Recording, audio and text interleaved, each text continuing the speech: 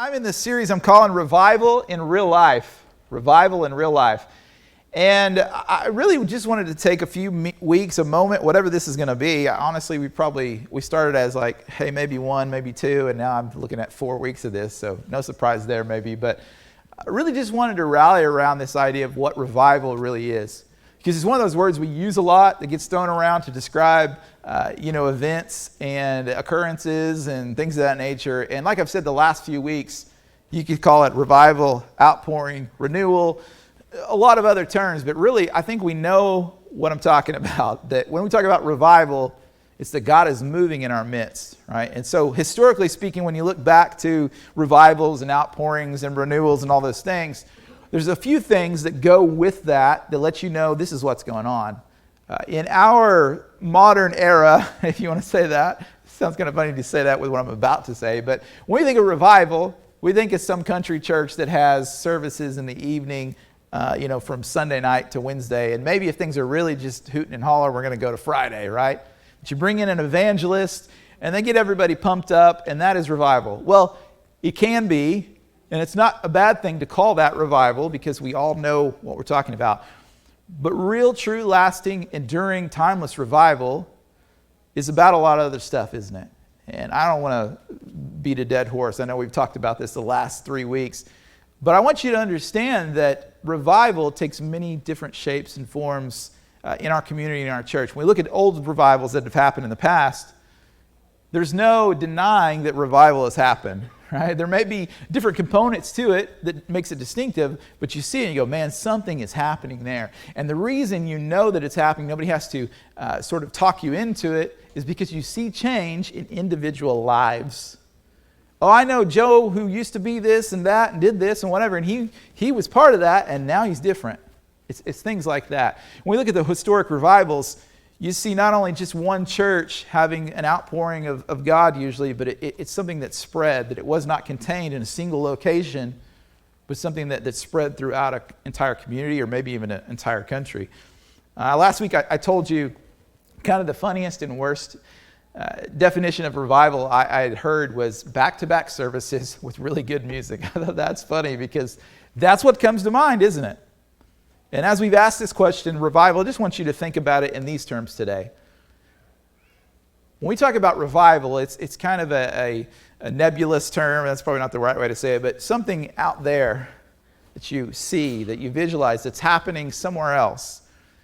But there's a component of revival that has to be revival interpersonally. For all the people that have been part of a revival, there was a revival going on inside of each and every one of them. You follow me on that? And today I want you to put on that layer, put on that filter as we talk about this today. I'm going to go to 2 Chronicles. We've read this and read this and read this, but read it again just to set up kind of, this is my roadmap for this series, if you will. Here's what it says. I'm reading this out of the Message. If ever I shut off the supply of rain from the skies, or order the locusts to eat the crops, or send a plague on my people, my God-defined people, if they respond by humbling themselves, there's 4 things I'm going to point out here. Humbling themselves, praying, seeking my presence, and turning their backs on their wicked lives, I'll be ready for you. I'll listen from heaven, forgive their sins, and restore their land to health. So there's these 4 things I want to point out to you that go along with this, and maybe you can kind of pick those out. Depending on what version you're reading, it's a little bit different. We used to have some banners on the walls that said, if my people. Right, that's how most of us know. That's the New King James translation. But there's 4 things in that stand out to me that I would say are universal to revival. So I'm going to go through these real quick. We've talked about a few of these already. The first one, humility. If my people humble themselves. The second one is prayer and seeking after God. With that, I would say the death of cynicism, criticism, planning, control, all the things that we try to do to manage things that are happening around us. You can't do that when you're seeking after God, right? And then the last one, repentance. And with repentance, you have to have a longing for change and holiness. But I want to spend my time today, and again, through this lens of personal revival. Revival happening in you. Whether there's revival happening at a church or community or whatever, think through that lens. Me. Revival happening inside of me. Through the first one, humility. And I think this one gets overlooked a lot. In fact, it would seem that a lot of things that we would call revival may be instigated and led, and dare I say conjured, it's kind of a negative way to put it, but I think you understand what I'm saying, by people who are lacking humility. Some of the best evangelists I know are not very humble people. Let me put it that way. I'm not going to put a name to that picture in your mind, but I know a lot of them, and they're good at doing revival services because of that. They're really good at leaning into that part of their personality and leading people through a lot of calisthenics, shall we say. This thing of humility gets passed over a lot when it comes to revival. And I think in part because it's hard for us to grasp what humility really looks like. When we talk about humility, it's almost one of those words that our culture doesn't even completely grasp what that really means. There's this quote I want to read you from C.S. Lewis from a book called Mere Christianity. Great read. I recommend it. It's really old, kind of dense to get through because it's so old and his language is very proper compared to what we speak in today. But I love what he says about this. And he's credited with a quote that you've heard before that actually he didn't say, but he might as well have by what else he said. But I'm going to kind of land the plane on that one after this quote. But here's what he says. Do not imagine that if you meet a really humble man that he will be what most people call, quote, humble. Nowadays, he will not be a sort of greasy, smarmy person. And those are words we don't use, smarmy. But you get a picture of that, don't you? Somebody who you're just not quite sure if they're real or not. There's this candy-coated shell, smarmy, greasy, smarmy person who is always telling you that, of course, he is nobody. We all know of people that are like this. This is just kind of their personality.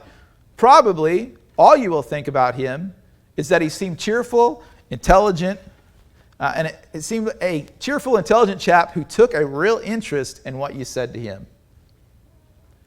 This is a hallmark of what he's talking about. And you've experienced this before because our default when people have conversation with us is we're always thinking about a response, who else we should be talking to, the environment around us. When somebody really locks in and listens to what you're saying, it's a magical kind of scary thing, isn't it?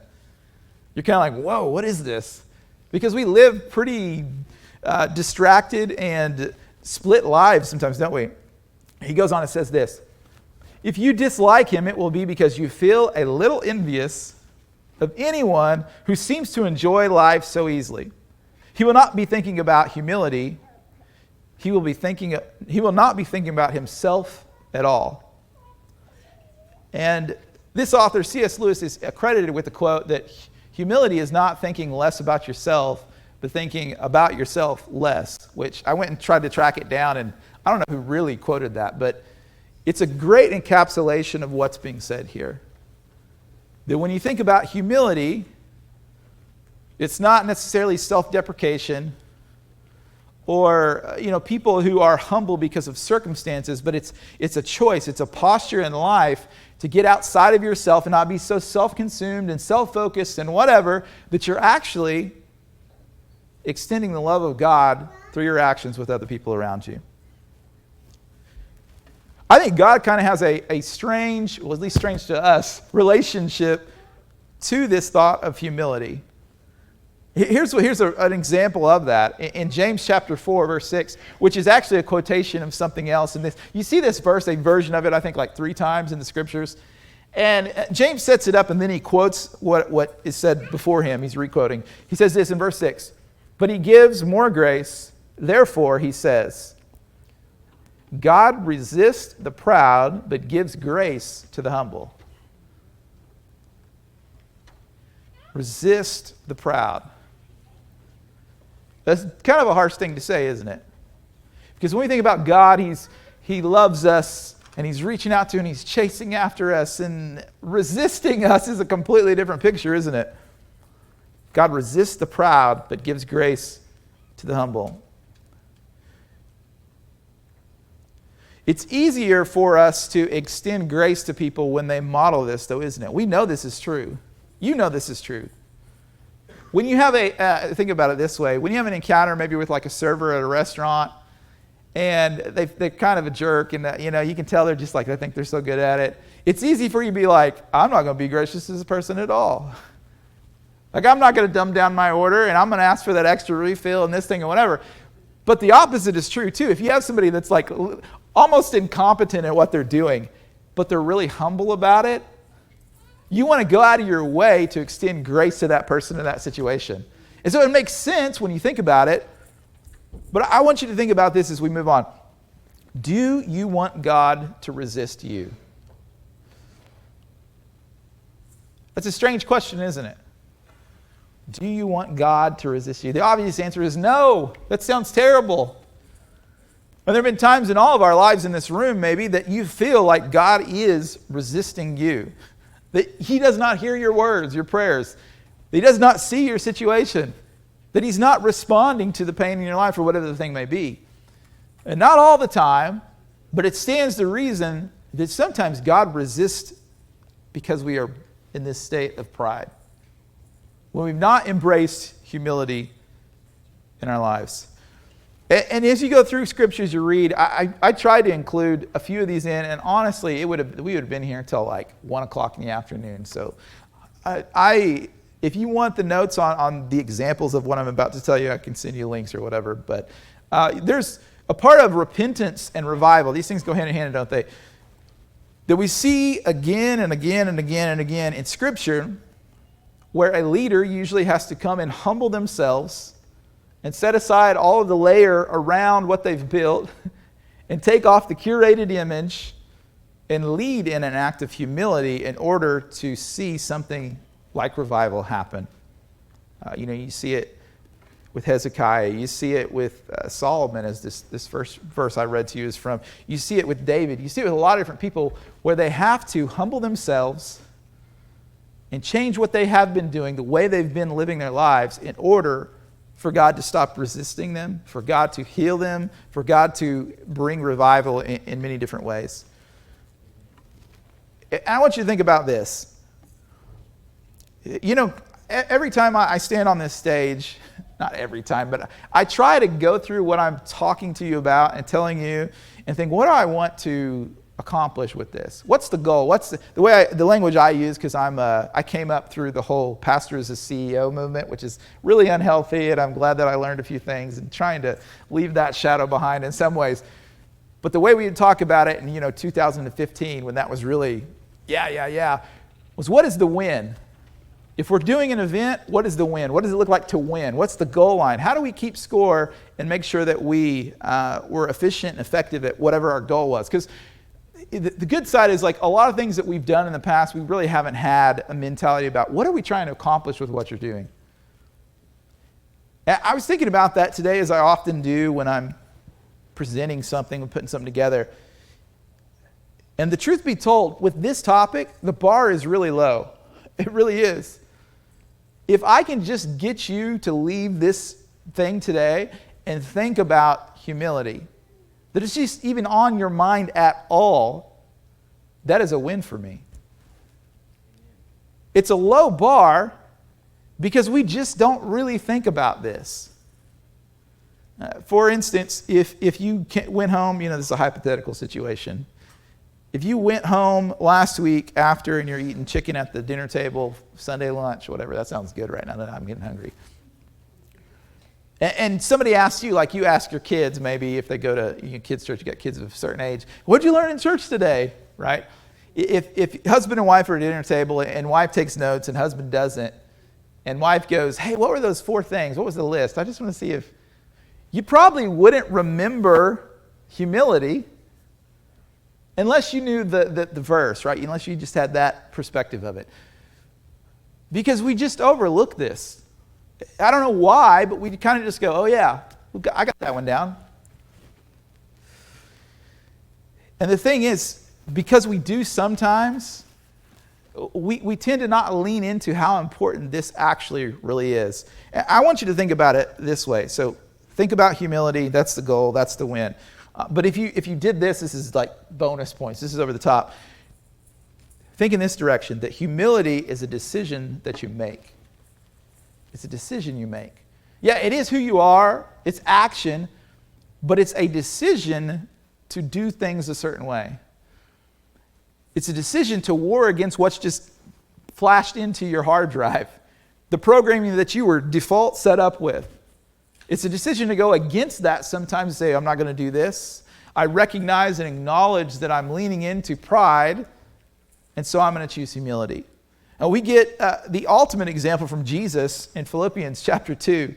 Again, this passage is also out of the Message. Might sound a little bit different than what you're reading. But he says this. This is Paul writing about how we should live our lives, and he leans into an expression of humility that the church should live out, but often we just miss the mark, don't we? He says this, leading up to what he says about Jesus. Verse 1, if you've gotten anything at all out of following Christ, if his love has made any difference in your life, if being in a community of spirit means anything to you, if you have a heart, if you care, all these kind of off-ramps before the thing, right? If you care, then do me a favor. He gives you a list of things. Agree with each other. Love each other. Be deep-spirited friends. Don't push your way to the front. What's he talking about? This is when he gets into the pride section of it. Don't push your way to the front. Don't sweet talk your way to the top. What's that? Well, for us, we just call it the hustle, right? It's networking. It's climbing up the corporate ladder. He's saying this shouldn't be your focus. And in the worst version of that, there's manipulation and deception, right? Put yourself aside. Now you're stepping on our toes, Paul. And help others get ahead. Not popular words, are they? But this is a picture of what the early church and our church, likewise, was called to be. Put yourself aside and help others get ahead. Don't be obsessed with getting your own advantage. It's a hard one, isn't it? Forget yourselves long enough to lend a helping hand. And the truth is, if we could live that out, you'd see revival, man. And our church does a pretty good job of this. But can you imagine if our whole city that described them? You wouldn't hate going to Walmart on Saturdays anymore. Your job would be a wonderful place. You would not have anything bad to say about Cherokee Nation Healthcare, right? If this was the case, it'd be heaven on earth, wouldn't it? All based out of this thing of choosing to be humble. And then he gives us, he points to Jesus, always pointing to Jesus, right? That's what I'm trying to do as well. Verse 5, think of yourselves the way Jesus Christ thought of himself. You can't do any better than this, can you? Whatever Jesus did, that's the archetype. That is the model to follow. He had equal status with God, but didn't think so much of himself that he had to cling to the advantages of that status no matter what. Not at all. When the time came, he set aside the privilege of deity and took on the status of a slave, became human. Having become human, he stayed human. It was an incredible, humbling process. He didn't claim any special privileges. I've often wondered, and there's a theological reason to why this happened, but God chose to put Jesus on the earth in place as a baby, born into this world. It wasn't like, okay, here's your ministry. I'm going to drop you off. You're 29 years old. Get acclimated for a minute. Poof. He could have. But he chose to do the same thing we did. And there's reasons to that. I don't have a ton of time to go into, the sacrifice part of it. But he chose to do something he didn't have to do. It was his right, his privilege to show up and be what we would expect him to be. He's God. He's God in a body, but he is God. He is part of Father, Son, Holy Spirit. He's God. But the way that he postured himself, the way that he acted, he did not call on what was owed to him, what he deserved, what was obvious. He chose to do something else. And in part to give us an example of how to act. But there's more to it than that, I think. And I honestly can't quite put my finger on everything that entails. But there's something about that even people who didn't like Jesus were attracted to his ministry and his life. You know, it's amazing to me, and I think it becomes this way more and more each passing year, to where people that they have a humble thing about their life. They're the kind of people you want to be around. That when somebody says something bad about that person, other people come to their rescue. And we all know of people like this who you want to protect them at all costs. Humble people are that way, aren't they? That even if they aren't the best at what they're doing or, the most intelligent or whatever the thing is, humble people we want to protect at all costs. That we champion them. When they are mistreated, it hurts worse than other people because it's almost like, what are you doing? Jesus had this going on in his life. And people were so angsty about it, especially the people that had a lot to lose from the religious elite. The people who were running the temple system, that had the pedigree, that wanted him to conform and be like them, really hated the fact that Jesus' whole ministry was based out of, 2 words you could say. He was gentle and humble. That he did not have this marketing strategy to draw the biggest crowds. That he wasn't trying to obtain some sort of power that would help him, form a movement that took over the Roman Empire or anything like that. None of that was at play. Quite simply, he set aside any of those things just to love and serve people.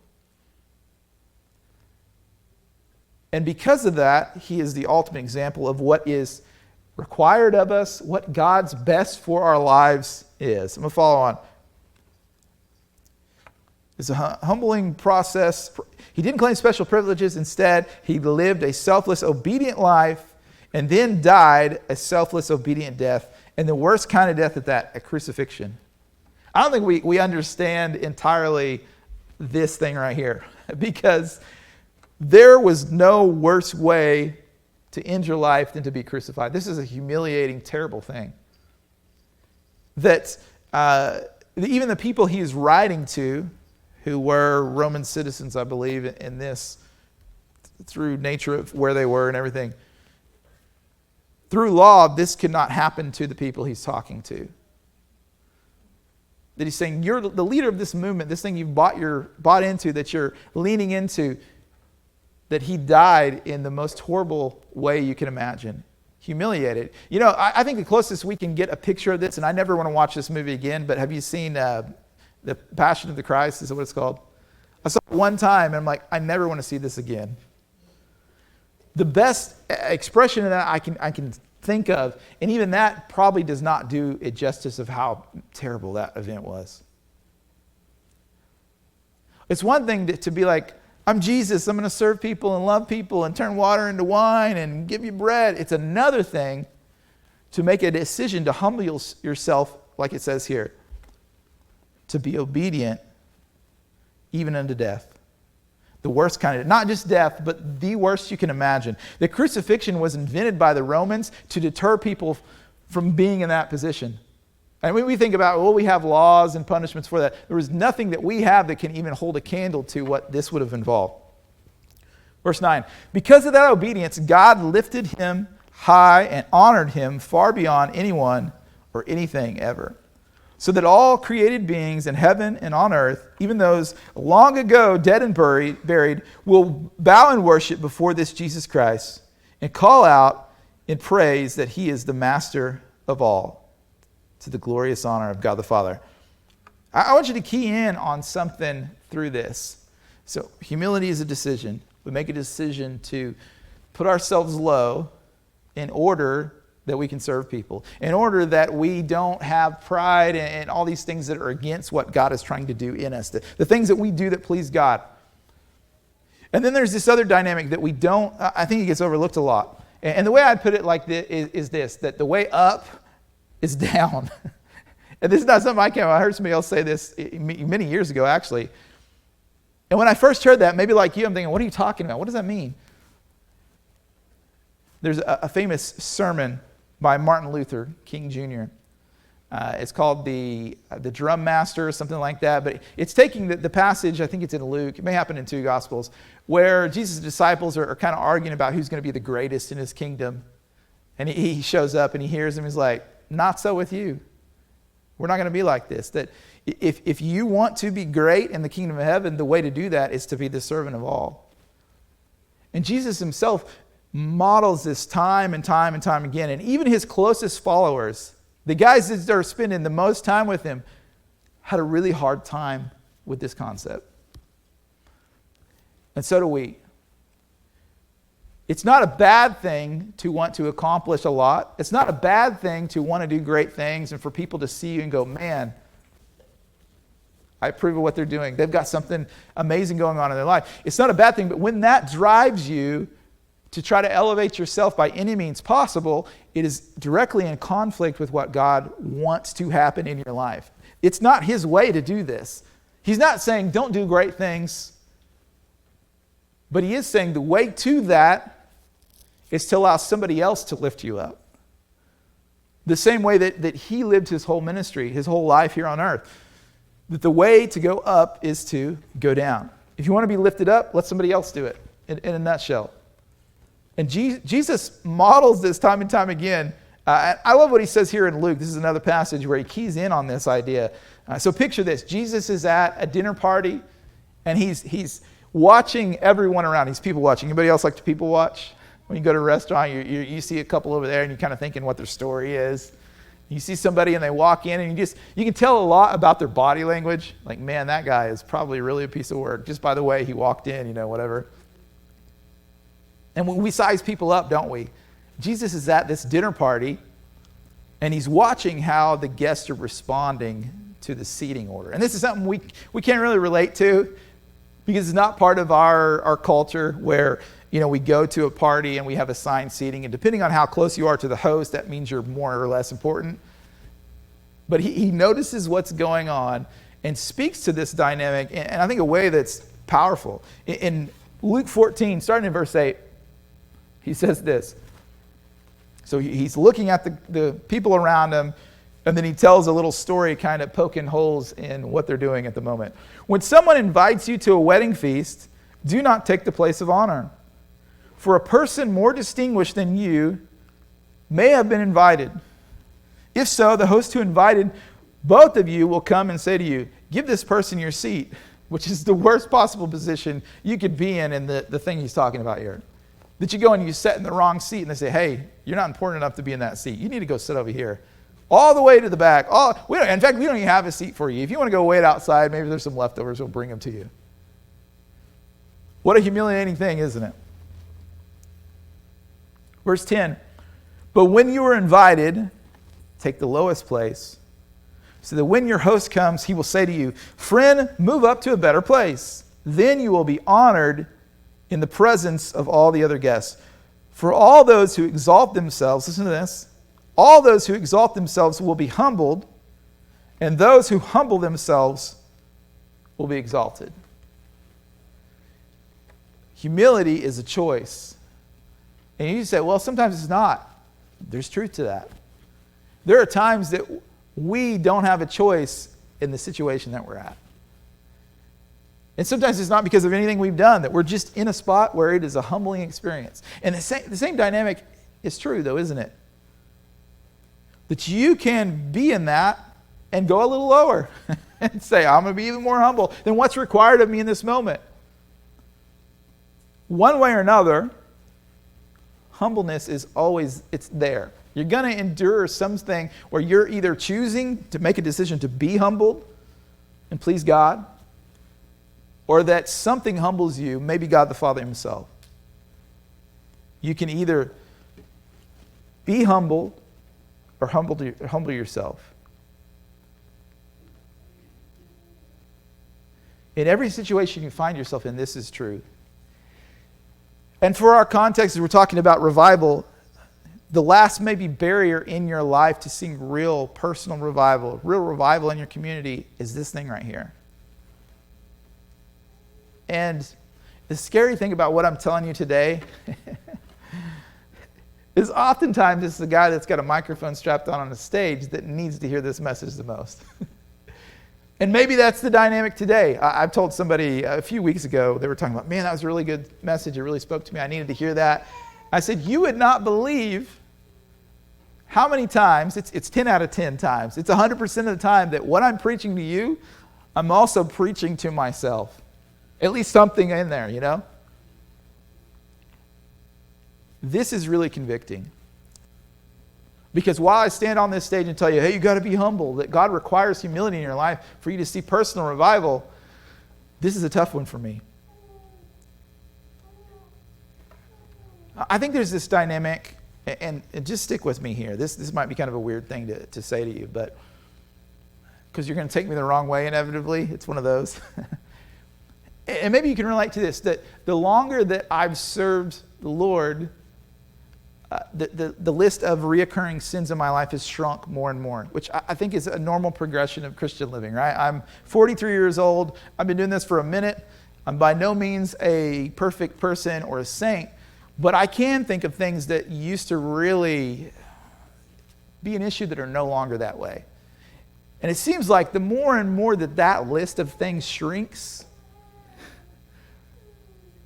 those things that used to be part of that mix have been replaced with self-righteousness and pride. Can you relate to that? That you can walk around and go, man, I'm so good at this. I'm such a good Christian. God, you are lucky to have me in the kingdom of heaven. And the way it plays out is like this. Maybe you can relate. You see someone else who is struggling with a thing that you don't struggle with, and you go, man, if everybody was just more like me, this church would be hopping. We would see revival. If everybody in this church could just be more like me, woo! Revival would break out. And as I say that, there have been times that I myself have felt that. I'm not going to say it out loud. None of us do.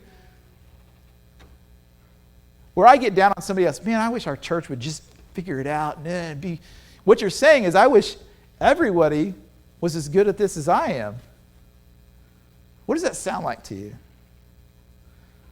Do you know what the original sin was? Do you remember? So before the garden and all those things happen, we have this picture, I think in Ezekiel, where it talks about Satan, that he was full of pride and put himself in a position where he thought he deserved something. And that festered, and this thing that probably started out a little small and insignificant and whatever. And let me tell you, it'd be a lot easier to live in pride if you can fly around and you're a 9-foot tall angel or whatever. You know, if you're some sort of heavenly being, I can see how it'd be easier to have a lot of pride in what you got going on.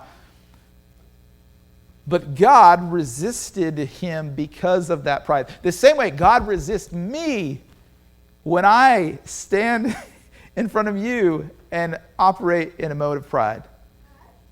And it's sneaky. The way that we see it in our own lives, it's sneaky. It's deceptive. But ultimately, at the end of the day, it gets in the way of revival in your life. When it says God resists the proud, you don't want to be that way. We know that.